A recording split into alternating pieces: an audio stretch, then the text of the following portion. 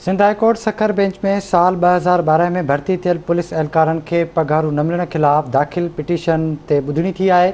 अदालत 1200 खां वधीक पुलिस एहलकारनि खे 15 ॾींहं अंदरि पघारूं जारी करण जो हुकुम ॾेई छॾियो आहे।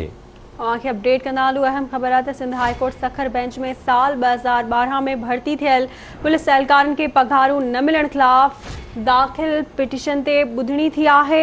अदालत 1200 खां वधीक पुलिस एहलकारनि खे 15 ॾींहं अंदरि पघारूं जारी करण जो हुकुम ॾेई छॾियो आहे।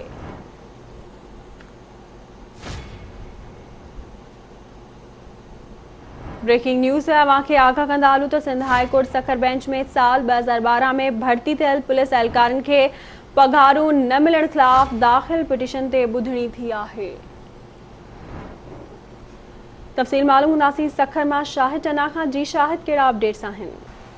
बिल्कुल, Sindh high court Sukkur bench में साल 2012 में भर्ती थियल पुलिस एहलकारनि खे 11 महीननि जूं पघारूं न मिलण खिलाफ़ अॼु दाख़िल पिटीशन ते ॿुधणी थी आहे।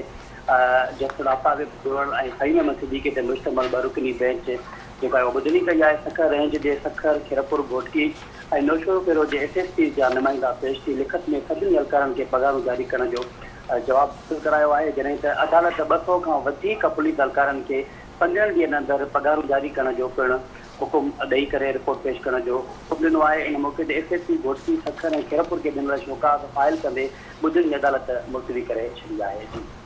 ठीकु आहे शाहिद टना, वॾी महिरबानी अव्हां जी तफ़सील खां आगाह करण लाइ।